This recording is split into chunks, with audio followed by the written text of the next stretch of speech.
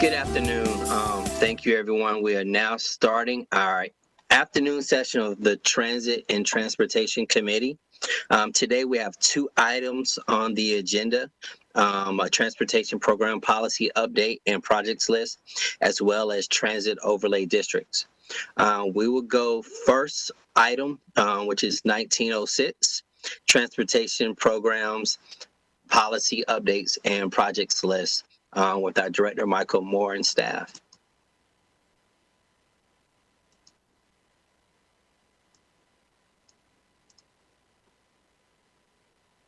Feel free to start when you're ready. Hi, I'm Will Shoemaker. I am over the Neighborhood Traffic Management Program.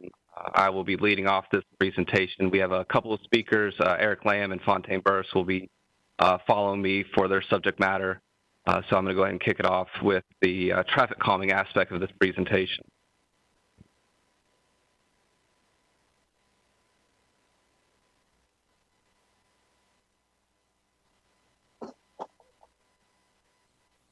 So for my aspect, we're going to give a quick history of the NTMP program, the overview of the treatment types, the reoccurring themes that we've heard as we meet with the community, and we'll have our recommendations, as well as we're going to present to you the project list for the next round of projects that we would like you to approve.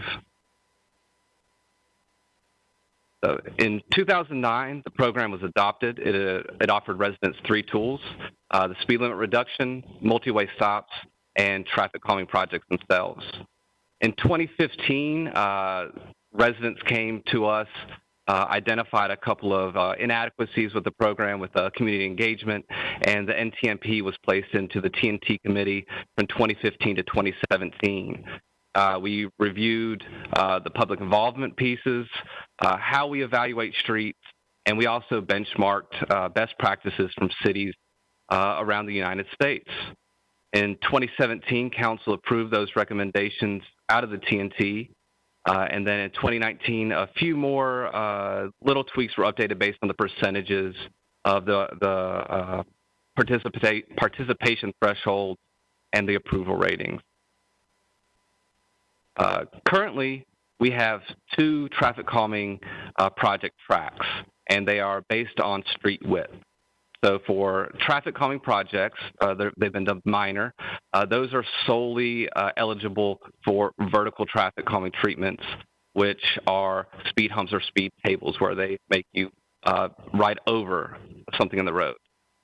Currently, there are 59 streets on that future project list, and we have a adopted policy goal of 7 to 10 projects per project cycle off of that list.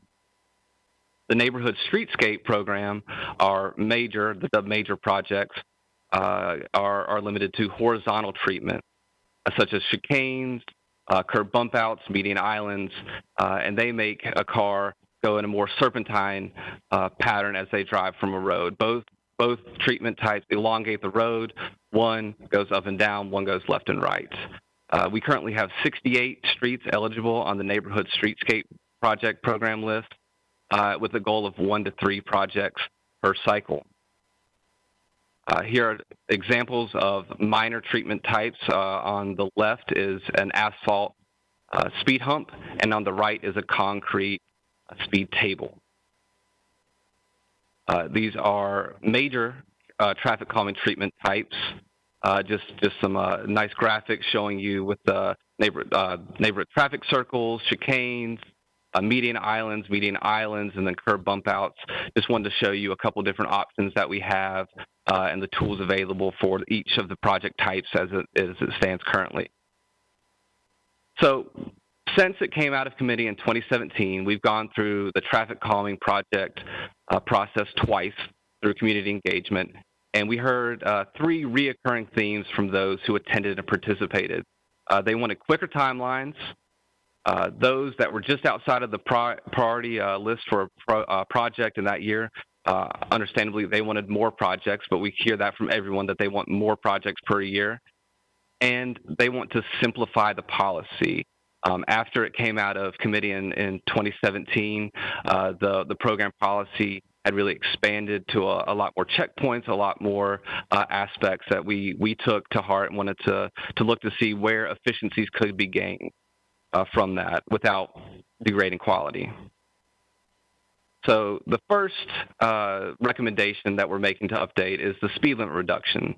The current policy, it has a resident applicant that along the street or in the neighborhood, that they go out and they circulate a petition and they obtain support from a minimum of 75% of the residents along that street. What we're recommending is for staff to take control of that message and that outreach and mail ballots to all the residents along the street. And then with the approval rating, we are recommending a shift, which would come in line with various other transportation-related ballot processes, where it would be a 50% plus one approval rating, where if there's 50% plus one no votes, the ballot would fail or the initiate would fail. If 50% plus one yes votes, we would lower the speed limit. For the traffic calming perspective, the current policy, to qualify for a project, someone must make a request, and the evaluation must meet a minimum score of 40 for minor projects or 70 for major. Those numbers are simply based out of project workload management, keeping the list at an acceptable level where we can accurately offer a project to people and in a timely manner deliver, where there's no real engineering-based judgment on why it's the 40 and 70 points. The current evaluation criteria can be inequitable. We have an unlimited cap on pedestrian drivers right now, where there could be two identical streets that are parallel, where there are 3 pedestrian drivers that are in the middle of the two. The street on the left, we evaluate and find that they have a 27 mile an hour, 85th percentile speed, where the street on the right has a 45 mile an hour, 85th percentile speed, where they, under the current policy, would each receive 15 points. There's no sliding scale that shows that when speeds increase, the pedestrian drivers and getting people out, it becomes a more dangerous situation. Currently, the project timeline is 18 to 20 months from beginning to end. That's from the first initial meeting to the humps of the project being on the ground. And again, we do 7 to 10 minor with the vertical treatments per year, the goal, and 1 to 3 major treatments with the horizontal treatment per year per cycle. And the 2 street widths, it's 31 feet and under, can only receive vertical treatments, and streets that are greater than 31 feet, back of curb to back of curb, can only receive horizontal treatment. So coming out of this, what we're recommending, we want to merge the minor and the major. This gives staff more flexibility to provide the best treatment mix, as well as it lets residents have all the tools in the tool belt, per se, to help when they're helping us design. When we get calls, everyone just wants speed hump, speed hump, speed hump. That's not always the most appropriate tool, but right now on major projects, when we tell them that we specifically can't, there's questions and not understanding on why they can't always get that. I'm not saying that we will always just do speed humps on every project, but it just gives us the ability to do a different project mix or treatment mix and hopefully improve quality of project. We would like to remove the minimum point qualifier and change that to a speed of 5 mile an hour or over, or 2 speed-related crashes in the last 3 years. This way we know that we are capturing streets that either have a speed compliance problem or have a history of a crash problem. These numbers can be tweaked up and down based on list management in the future if we feel that's necessary. But as of right now, this is what we're recommending as we've looked around the country and looked at a few other municipalities. We want to make a more equitable scoring matrix. Going back to the scenario that I put on the previous slide, where our 2 parallel streets would each get 15 points, under an updated scoring matrix, the street on the left would receive less points than the street on the right for the same pedestrian generators, and that is directly related to how bad the speed compliance issue. This way, the intent is to really raise the streets that have a true speed compliance issue to the top, while using the pedestrian generators to help sort the list and help us prioritize. But we know that we are really prioritizing the streets with the highest problems and the highest chance for conflict. And on top of that, we've identified a few pieces that really take up time, where we feel that they are non-value added steps. And by removing these two pieces, we believe that we can shrink down the project cycle time from upwards of 20 months down to the 12 to 14 months. And then also with that added bandwidth that we have, we would like to increase the projects from that 7 to 13 projects, depending on the mix of the minor and major. We would like to do 10 to 20 projects per year, hopefully with 15 to 20 being really the target goal. And lastly, with this aspect of the policy changes or policy recommendations, we would like to add a section for a pilot program. Currently, we do not have any pilot program in the NTMP policy. Staff continues to research and try out new methods, but as it stands today, without special council action, there is no path to permanency. So we go out and we do a pilot project. It's widely liked by the community in this scenario. And after the 1-year period, there's no way to make that permanent. We would go do something, they'd be happy, would remove it, and they'd be back on the list. So by adding this pilot program into the policy, that lets successful pilots and well-liked pilot programs by the community have a path to permanency, so that we're not giving and then taking away in this scenario. And then a summary of the recommended changes to the policy is a ballot system, update to a ballot system for the speed limit reduction, going away from the citizen circulated petition. We would like to simplify the traffic calming project qualifiers. We want to create a more equitable scoring matrix. We want to reduce the traffic calming project timeline. We want to create one project track with more treatment style flexibility. We want to increase project delivery, and we want to create a pilot program. And then lastly, as part of my presentation, these are the top 8 streets on the major project list and the top 20 on the minor project list as the current score system stands today. We would like you to approve these and authorize us to start the next project cycle using these listed streets here. The new scoring that we proposed, the new policy update, if approved, would go into effect with the next project list that we bring you. And we're doing that because these streets have been working their way through the system. There's been an expectation set that they've worked their way, they've waited their turn, and we don't want to reshuffle, because some of these streets would move out of priority ranking with a change. So we feel that this is a very equitable approach to approve these lists, these two lists as they stand today, and then we will work and approve, and then the next list with the next cycle that we bring to you would be with whatever changes the policy that you make.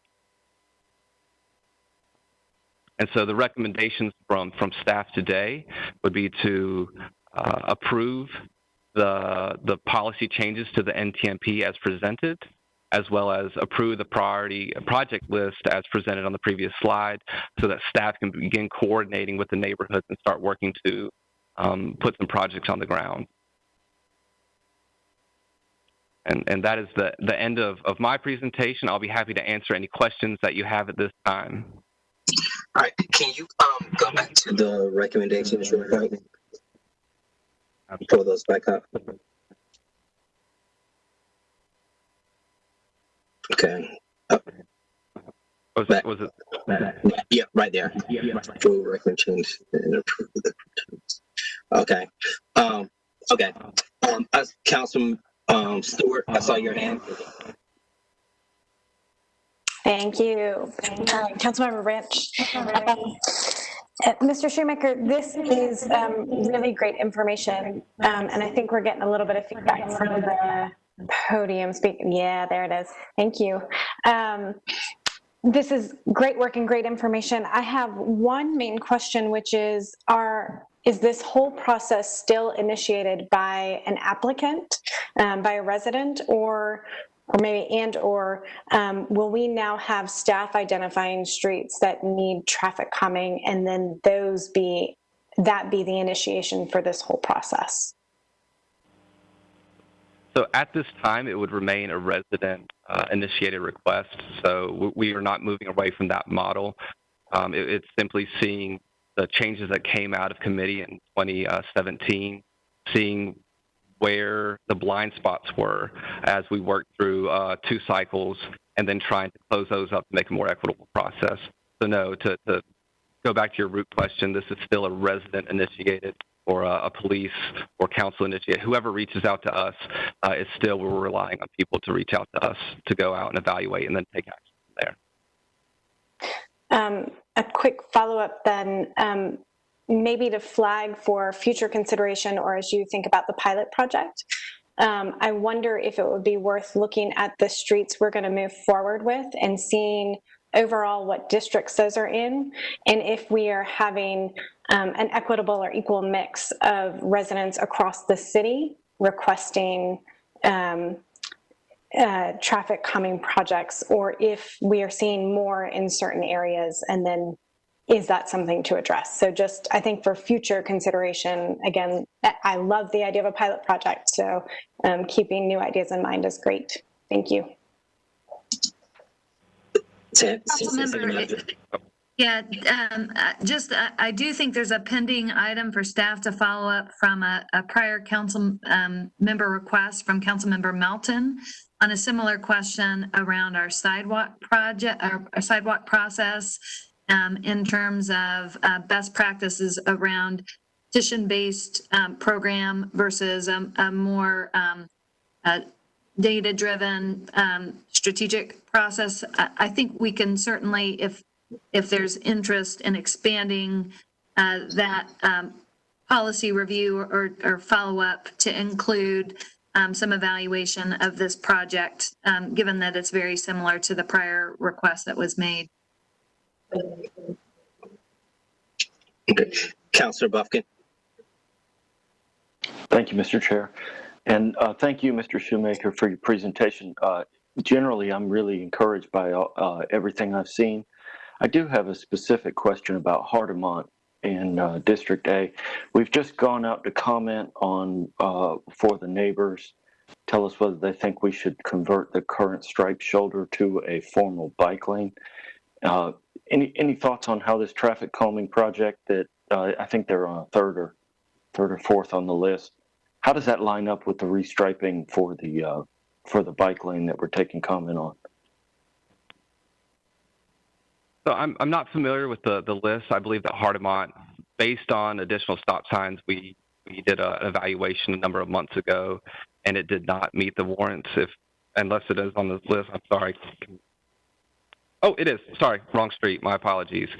So we work very closely with the Transportation Planning Department to not me go in and do something and then they come in right behind. So we sit a number of cubes apart and we coordinate on all of these projects to make sure that we are not sitting in our silos, and we are coordinating to make sure that we're putting out the best possible product for whether it's a bike lane, traffic calming, or a larger project. So that's absolutely something that we look into doing. And if I may, just a brief follow-up. So specifically on this one, I guess this means that the bike lanes would happen and the traffic calming project would be 2 or 3 or longer years away in this case? So if the recommended policy, we would like to go through the steps that would shrink the timeline down from that 2-year down to the 12 to 14 months.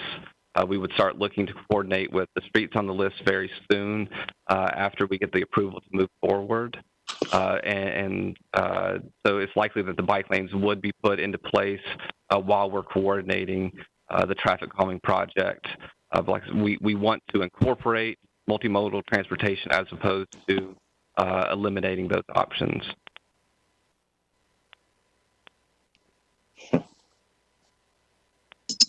Okay. Any other questions, Councilman Buffkin? Okay, Councilman Milton, do you have anything? Does anyone we have recommendations here. I would be open to a motion if someone saw fit to move forward. Councilman Milton? I move to approve both recommendations unless I need to be doing them separately. No, you can do them jointly. I move to approve both recommendations. Okay, and it's been seconded by Councilor Stewart. All those in favor, show by raising your hand. Those opposed have the same right. Mr. Deputy Clerk, it passed unanimously. All right, thank you. So I think there's another. Yeah, so we'll have another, a second part to this in terms of additional capital recommendations. So I think the staff is trading out the podium.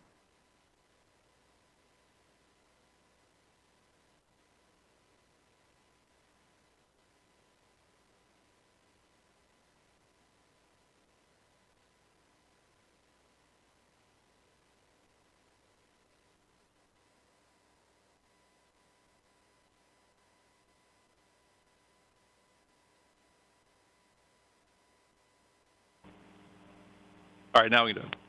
Good afternoon, Mayor Pro Tem, council members. My name is Eric Lamb. I'm with the city's transportation department, and I'm going to talk to you very shortly about, we have a number of different types of projects that we have prioritization methodologies for in order to rank projects and determine which projects give us the best bang for our buck and which projects should move forward for funding ahead of others. We use that process to give the city council defensible metrics by which we can reasonably pick one project over another. At the end of the day, it's ultimately a political decision. The city council can override those. But we give the council a framework that allows for making decisions on which projects have greater merit than others. And we do that for a number of different types of categories. I'm going to talk to you just very briefly about sidewalks and bicycle projects. And when we talk about sidewalk prioritization, we're talking specifically about our major sidewalk projects on major streets. This is completely different from what we talked about briefly earlier with the petition-based programs. So these are city-initiated for the most part and along all major corridors throughout the city as we're working to retrofit and fill in all of those gaps.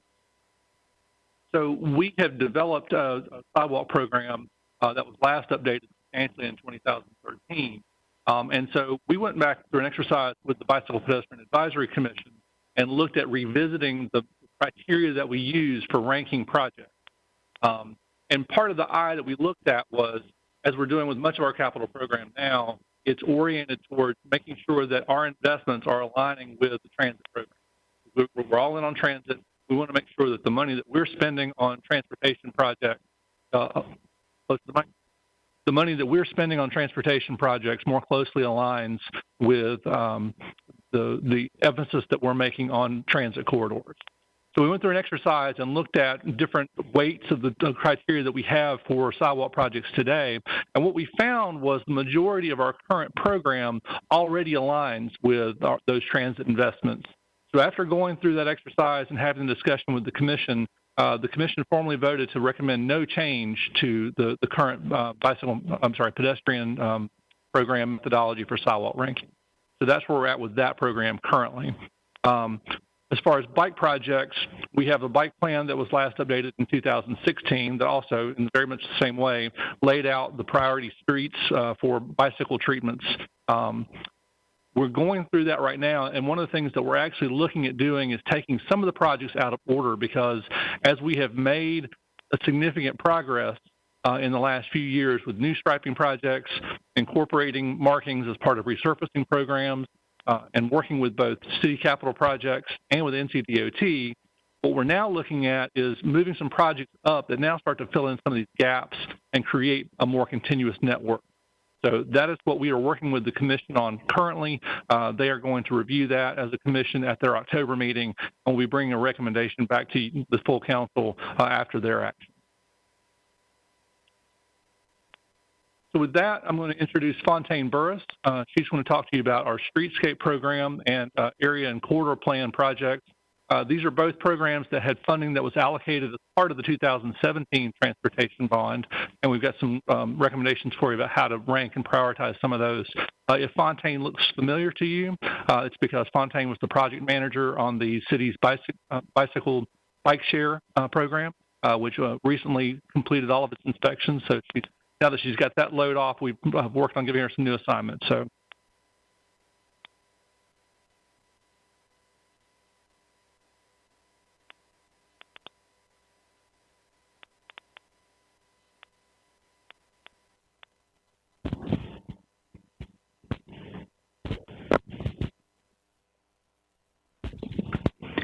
Good afternoon, Mayor Pro Tem and council members. My name is Fontaine Burris. I am with the Transportation Department, and I'm going to talk to you guys about our Streetscape program. So to give you guys a little background on the program, for those who aren't familiar with it, the program was originally established under the Planning Department, and it was mainly focused on landscaping and beautification programs. Transportation Planning took that over in 2010. When it received its name of the Capital Streetscape program. Shortly after taking it over,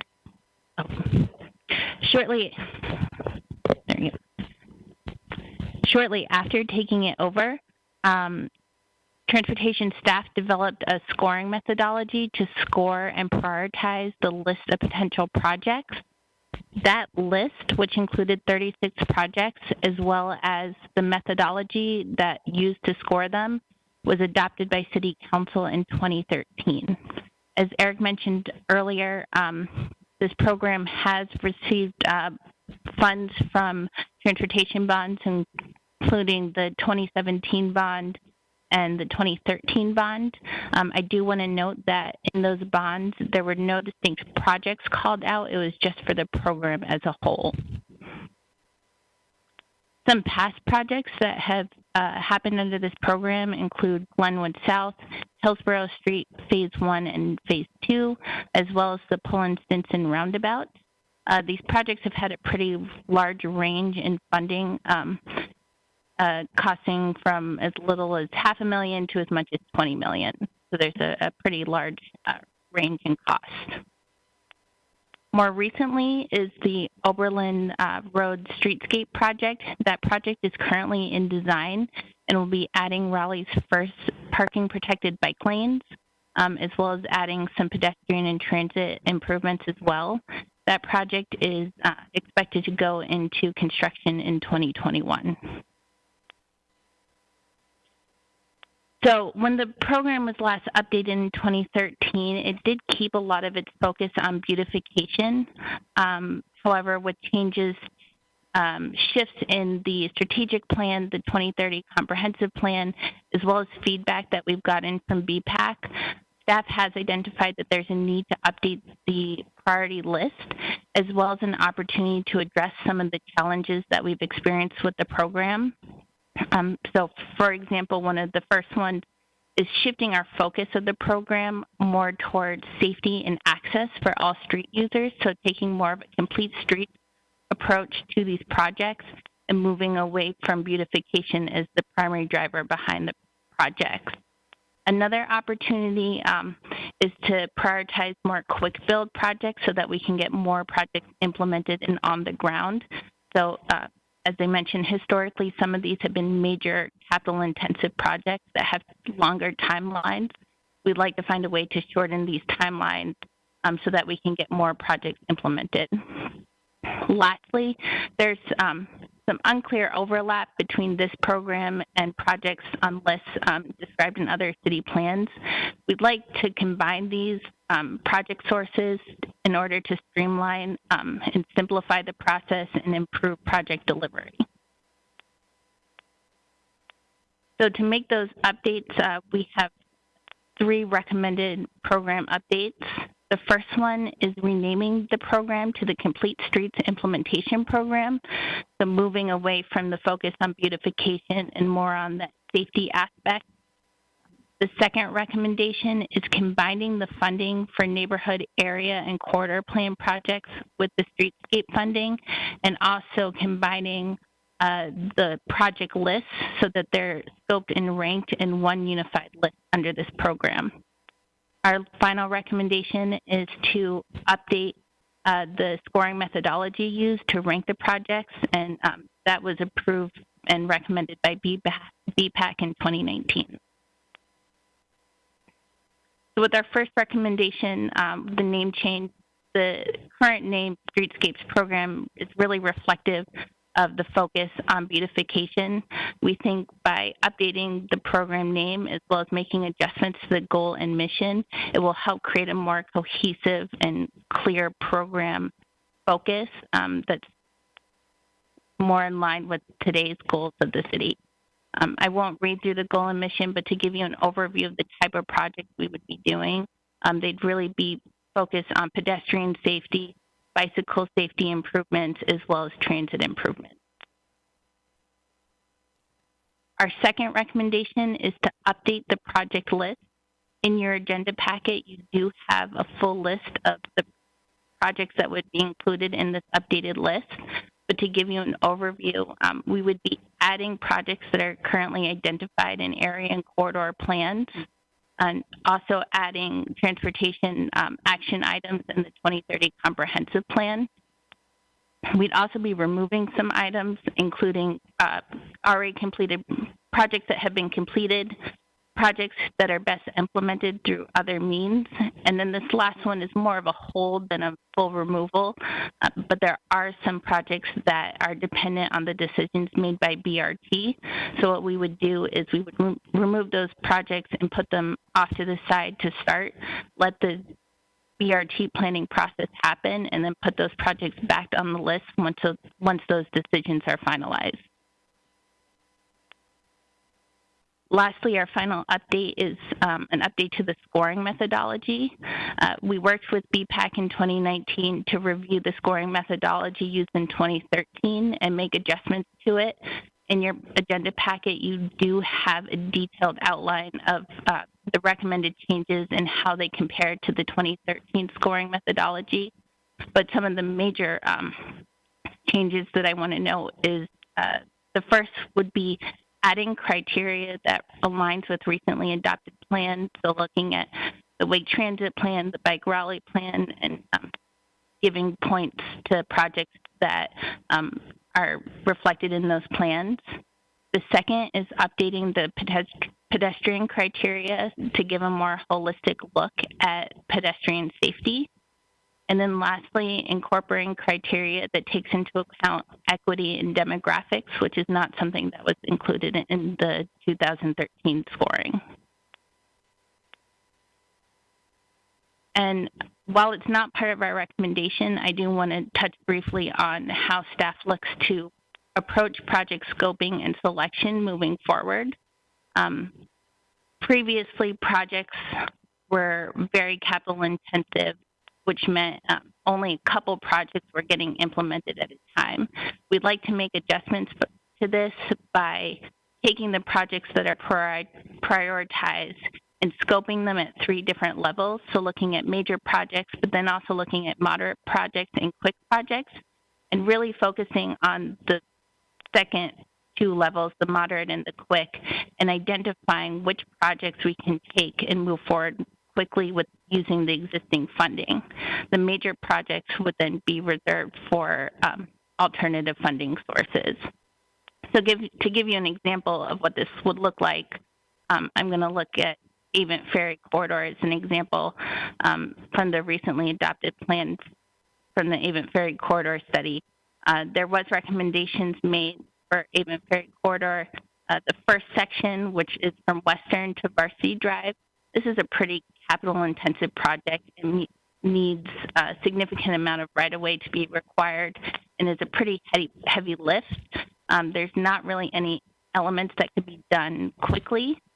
So this is the type of project that likely remove from the list and recommend for an alternate funding source. However, the second section of Avent Ferry as a whole is a major project. It does need some additional right-of-way to be acquired. There are parts of the plan that can be implemented quickly. So there's some recommendations in the plan for some improved crossings. The way we would approach this is that we would remove those easy parts, the quicker parts of the project, so those improved crossings, and implement those under the new program, and then keep the larger portion for an alternate funding. So just to give you a reminder of the recommendations, the first is the renaming of the program. The second is the combining of the funding in the project list with the neighborhood and area corridor plan project. And the last is adoption of the updated scoring methodology. The next steps, if they're with council approval, staff would use this methodology to score and rank the list of projects. We would then bring this project list back to you with the priorities ranked for council adoption. Once it receives council adoption, staff would move forward with the next selected projects and for implementation. So that concludes my presentation, so I will open it to questions. All right. Any questions from any councilors? Any recommendations from any councilors? Councilor Buffkin? Thank you. A question. So I was looking at the list of projects in our packet and noting the projects that have already been completed, and I'm really struggling to understand how so many projects got concentrated in such a small part of the city. I mean, I think the three that you mentioned as being completed are within a mile of each other. And it looks to me like the top 5 or 7 are within 2 miles of those projects. So can you help me understand why our past method and our proposed changes both focus so much of this streetscape investment in a very small part of the city? I'm not familiar with how the first batch of projects got selected. Who's right behind me?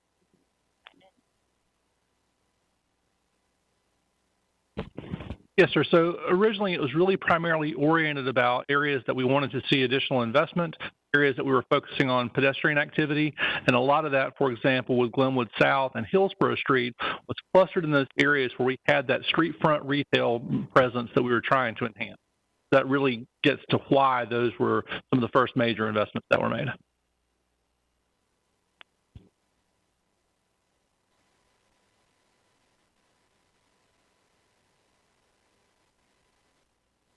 Any other questions, comments, or motions?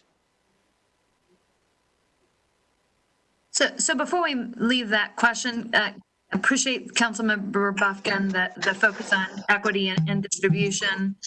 Just to reinforce that, I think in a couple of those cases, those were very large financial commitments. And I think part of the recommendations here to look at more incremental investments should help to stretch the funding available to benefit more communities. So, but I appreciate the point that you're making, and I think it's an important one. Councilor Buffkin, go ahead. Well, thank you. Well, I appreciate the response, and that's helpful. But I'm not sure we're achieving that goal as I look down the list. I mean, they're all pretty darn close to each other. So, you know, I mean, everything else sounds good, but the result is, you know, not really hitting the mark as far as what I think of spreading an investment around equitably. I mean, we're all asked to pay in, but it seems like the benefit is going to a very small part of the city. And Councilor Buff, I think too, as you scroll down the list, you start seeing other areas across the city. I do think, I don't know what order these were posted, you know, and everything, but as you scroll down, you start seeing other parts of the city. You also see area plans of actions that were created across the city as well. And then also, if you look at the current list of projects to be completed, adopted project priority list, you'll see those are kind of more diverse and across the city as well. I think they're kind of near downtown where we have a lot of pedestrian activity. And I think that's been kind of what's been pushing a lot of this as well when you look at the scoring between transit and pedestrian safety. And again, a clarification that I think the state can, or the staff can reinforce is different than the last item. We are not asking you to give direction on projects today. Right. So given the changes in the policy, we will revisit the prioritization and come back with an updated list of project recommendations. So I think some of the information was included for illustration purposes, but we're simply asking for feedback. Now, certainly if you want to defer it and so that we can try to understand a bit more the practical impacts of those changes, we could certainly do that as well. But I think the hope of getting conceptually the policy changes in place was so that more detailed analysis would be supported by the policies. So Fontaine, is that correct in terms of our objectives today? Yes, I do want to clarify that list is not currently ranked. That is just a list of the projects that we would be looking at. What we're asking for today is to approve the scoring methodology so that we can go ahead and score and rank these projects. So the order that you see them in is just how staff entered them. We would come back with an updated list that is scored and ranked, and that would be the order that we'd be asking to be adopted. Okay, I think it's starting to add up for me. So I see that first off, I think we were talking about two different lists. But I see that this one was approved on 2/20/2013. So that is the old list. And then the ones that are not in a rank order, as you just said, would be ranked based on the revised policy. Do I have that right? Thank you. Councilor Milton. Yeah, thank you for the presentation. I'm the BPAC liaison, and that is, I feel very confident in saying that is a group of very keyed in, educated, and thoughtful members, and they care a lot about transportation, transit, and equity in our city. And I feel very comfortable moving forward the recommendation of adopting their scoring methodology for the streets implementation program. And so I'm comfortable with all three of these recommendations: to rename the Capital Street program to Complete Streets, combine the funding sources, and implement the BPAC recommendations. So I'm prepared to make that motion if we're ready for it. I believe we are ready, and it sounds like he made us there a second. Move to adopt all three. And it's been seconded by Councilor Stewart. Any unreadiness? All right, all those in favor show by raising your hand. Those opposed have the same right. Motion carries unanimously, Mr. Clerk. Thank you for that presentation and information. I think it's good. I had questions, but you answered them, so I've learned to listen. So I think that was helpful for me as we move forward. So I look forward to the complete list as we go forward. Thank you. All right. So that, I believe, concluded option one, or is there another part? Nope, you have, now we'll be having Jason Harden come to the mic for your next item. Okay. Thank you, Jason. You can go ahead and start when you're ready.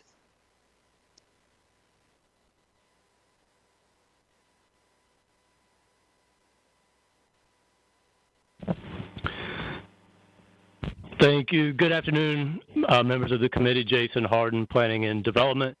So I have a brief set of slides that discuss the recommendations, the key recommendations coming out of the equitable development around transit study, and specifically the transit overlay district, which currently exists in code but doesn't achieve those goals of affordability and walkability that we found are critical coming out of the equitable development process. So I'll start with the two types. So the process recommended an additional type of transit overlay district. And one, the TOD, Transit Overlay District, exists in code but doesn't achieve those goals. So the recommendation is to build on that and add some significant improvements to make sure that it's achieving what we hope to see along these bus rapid transit corridors, very active, lively, walkable places with some significant affordable housing options. So the TOD is designed for mixed use places at the core of these BRT station areas.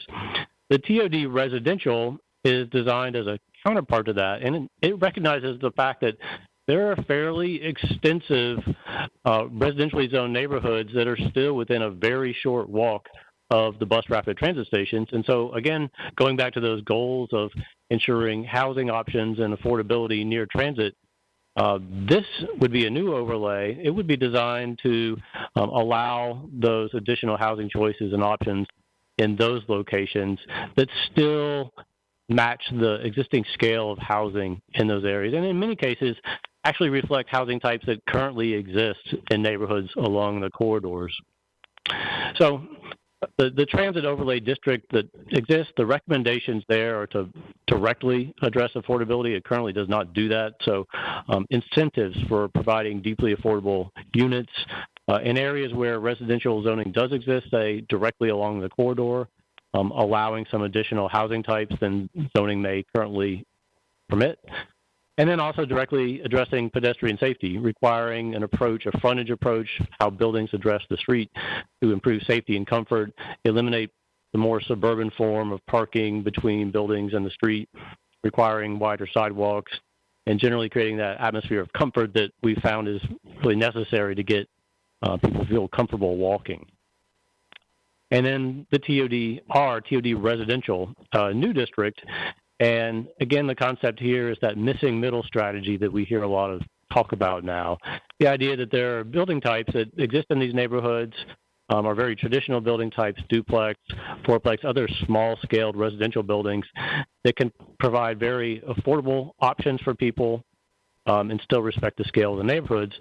Also considering a maximum unit size as a means of directly addressing affordability and displacement in some of those areas. So these are neighborhoods, as I think we've all seen, where many smaller existing homes are acquired and then torn down to construct a very large house that is certainly not affordable. And this would be something of a check on that activity while still allowing existing property owners to see the benefit of their property by providing, say, a triplex or a duplex unit.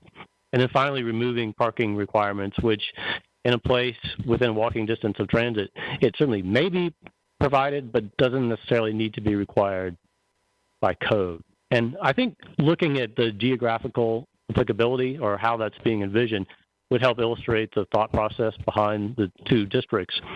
So on the map that you can see here, the mixed-use areas shown in blue and orange and pink, existing mixed-use zones, and that's where the TOD overlay itself would be best applied. But again, within that relatively short walking distance, that radius, there's a lot of additional space, and that's where that TODR would be applied potentially. And we see that deeper application coming after some more detailed conversations as a part of station area planning with those neighborhoods and areas near the bus rapid transit stations. So as far as a proposed mapping timeline and approach, the first step council has determined would be to revise the existing overlay to amp up the overlay and what it achieves and create the TODR overlay.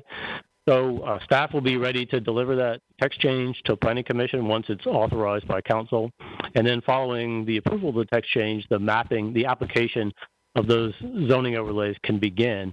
And so what staff is outlining as a potential approach is a two-tracked approach. First, actually on western and southern and potentially northern, those corridors where there is certainty, and I'll show a map that illustrates, at least along some of the corridors, about where the alignment would be. And so going ahead and getting this important guidance on the ground to ensure that future development includes those affordable units and is pedestrian friendly. So an approach that looks to just map along the corridor itself or within a very short distance of it, and then a deeper mapping to follow station area planning on those corridors. And that could begin early in 2021, essentially as soon as the overlay is revised. And then secondly, the Newburn corridor is in a different position than those other three because the city is set to do that specific fine-grained station area planning around those BRT stations on that corridor. So that gives us the opportunity to go ahead and work with the community and think about the deeper mapping of both those districts and where that is best applied. And that would be a longer process because it's much more community involved with individual station areas, and see that unfolding with the station area planning in 21 and the mapping in potentially 2022. And so this map illustrates, this is an earlier map before there was some corridor alignment certainty, and I think it illustrates the potential timing that we could look at. So first you can see the western corridor just arrived at the locally preferred alternative, LPA, there, and the portion of purple is the portion that's within the city of Raleigh. So that light approach to mapping, again, would envision placing that directly along the corridor, but pausing on the deeper application until we can get to stationary planning along that corridor. The same potentially would be true by early next year on at least a part of the southern corridor, that northern portion. There are a couple different potential alignments, but the target is to arrive at one, and then some additional work on the southern portion of the southern bus rapid transit corridor. So lastly, then Newburn, that is where we're poised to do that more detailed, more fine-grained station area planning, and following that is when the more detailed mapping could take place. So last slide here is just recap of next steps, council authorization of the text change process. That's something that the committee, if it chooses, could recommend today to report back to council and authorize that. Then following that, Planning Commission would review and report back to council. Council would take an action on the text change, then initiate mapping along at least those western and southern corridors early next year, and beginning station area planning. And I would also note that staff is happy to come back and check in with this committee, particularly with respect to the mapping approach. There still could be some different considerations about how best to handle that process along southern and western. And of course, any of these topics, staff is happy to have additional conversation about. So that's what I have, and happy to take questions if there are any. Definitely, thank you. So it sounds like, is it two motions you need? One to authorize the overlay district tool, and then the other one is for the mapping?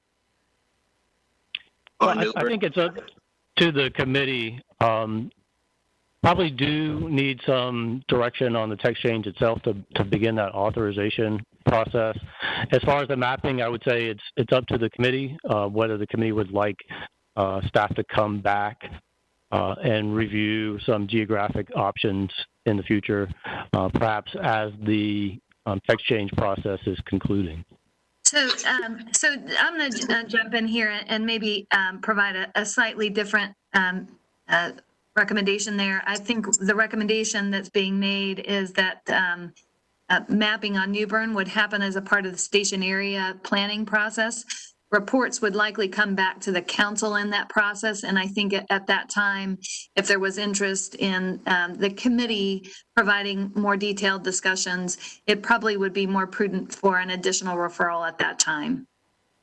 So I think the answer to your question, Chair, is I think it would be helpful to get motions in support of both of the text change and the recommended next steps on mapping. Councilor Milton. Yeah, I just want to say that I support everything that was presented as far as changes to the TOD. There's a lot of stuff in here that I'd like to have done citywide, but that's a discussion for another day. So maybe we can at least get it done in the TOD district.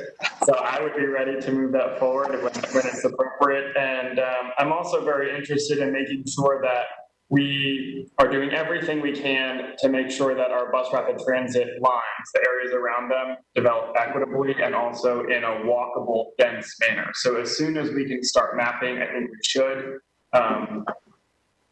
So I'll just leave it there. So I would be in support of moving this TOD text change forward and getting the mapping done. Any other questions or comments from other councilors? Councilor Stewart. Thank you, Chair. I'll keep this quick and just say I echo Councilmember Melton's sentiments, and am really impressed with all the work that the staff has already done, and that you completely embrace this charge. So thank you. Yeah, so I was just thinking, just based on the information we have, that I would definitely I would entertain a motion to recommend to the full council that we authorize a text change that will make modifications to our transit overlay district as proposed in the equitable development around transit report, and that we also establish a new transit overlay district tool targeting areas with more residential character. Councilor Milton. So moved, what you just said. Okay. Is there a second? I second the motion. So it's been moved and properly second. All those in favor, show by raising your hand. Those opposed have the same right. Clerk, the motion carried unanimously. As far as Newburn Avenue, this one's, it's in my district, the whole stretch, kit and caboodle. And, I think, as we previously discussed, the potential overlay district on Newburn corridor, I would definitely recommend to council that we provide direction to staff that the transit overlay mapping be incorporated in the station area planning process proposed for the Newburn Avenue corridor, so that the mapping can reinforce the establishment through the planning process. So I think that's very key. So that would be my motion. All right, it's been properly seconded by Councilor Milton. All those in favor, show by raising your hand. Those opposed have the same right. And motion carries unanimously. Cool. And clerk, I will send you my motions.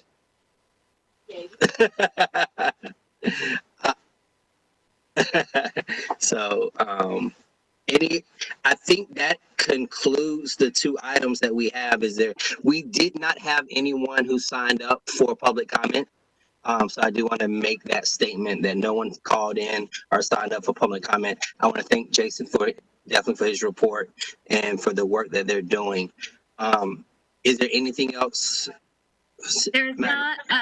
No, thank you for the committee's time. You did have a number of new referrals at the last council meeting. One of those you were efficient with and addressed at this meeting, and I will work with the chair to prioritize those remaining pending items.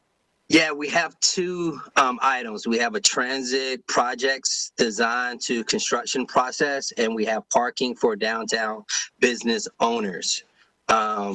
So we will meet next month. So we can work on those two items.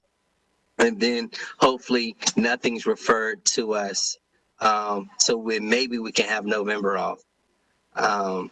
So if there's nothing else, all hearts and minds are content, I will entertain a motion to adjourn.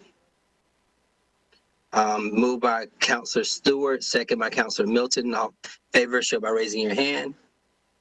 And those opposed, and we stand adjourned at 4:01. Have a great one. Thank you.